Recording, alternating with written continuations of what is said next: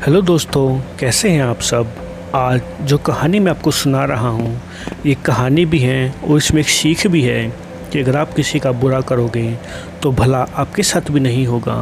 तो दोस्तों, ये कहानी है दो सगे भाइयों की, हरिया और रमेश की। दोनों भाइयों के पास उनके माता पिता मरने से पहले कुछ ज़मीन छोड़ कर चले गए थे, जिसकी वजह से दोनों भाइयों में हमेशा लड़ाई झगड़ा रहता था। लेकिन जो हरिया था वो बहुत ही ज़्यादा लालची प्रवृत्ति का था और रमेश उन सबको समझाता भी था कि भाई लड़ाई झगड़े में कुछ नहीं रहा, हम दोनों भाई बच्चे हैं, मिल बांट कर इस ज़मीन से कुछ ना कुछ उगा ही लेंगे और अच्छा खासा जीवन भी बिता लेंगे। लेकिन हरिया इन सब चीज़ों को नहीं मानता था, तो वह सोचता है कि कुछ ऐसा किया जा सके जिससे कि रमेश खुद ही ये सारी ज़मीन मुझे दे दे।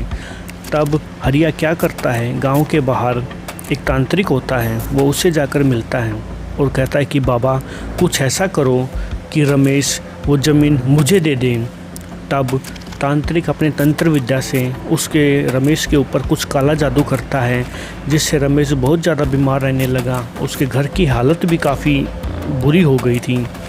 तब रमेश हरिया के पास जाता है, कहता है कि भाई तू ये ज़मीन का टुकड़ा तू ही रख ले और मुझे कुछ पैसे दे दे ताकि मैं अपने घर की स्थिति सुधार सकूं।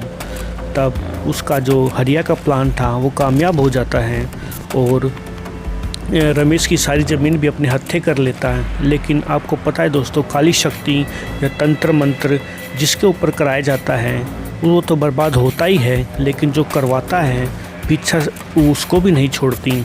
तो क्या होता है कि गांव के बच्चे हरिया को तंत्र विद्या करते हुए तांत्रिक के साथ देख लेते हैं और सभी बता देते हैं कि जो रमेश चाचा के साथ हुआ वो सब उसके भाई ने ही करवाया। तब गांव वाले उसको हरिया को खूब पीटते हैं और अधमरा कर देते हैं, लेकिन रमेश फिर भी आकर बीच बचाव कर देता है।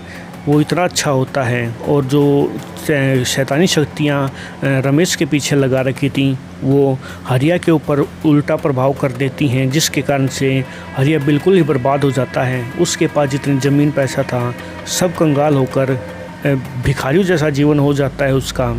और जिधर जो रमेश था वो अपनी कड़ी मेहनत के साथ फिर से अपनी ज़मीन को जैसे पहले के उपजाऊ थी वैसे ही बना लेता है और थोड़ी बहुत ज़मीन और ख़रीद लेता है, क्योंकि वो अपनी अच्छाई से पीछे नहीं हटा।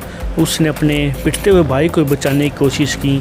इसी अच्छाई के कारण क्या होता है दोस्तों कि वो जैसे था पहले वैसा ही धनवान हो जाता है। तो दोस्तों, काली शक्तियाँ, जादू टोना, इन सब को करवाने से कोई फ़ायदा नहीं है। अपनी मेहनत पर विश्वास रखो दोस्तों। इस सब करने से कोई हासिल नहीं होता, बल्कि इससे आपका नुकसान ज़्यादा होता है और फ़ायदा बहुत कम।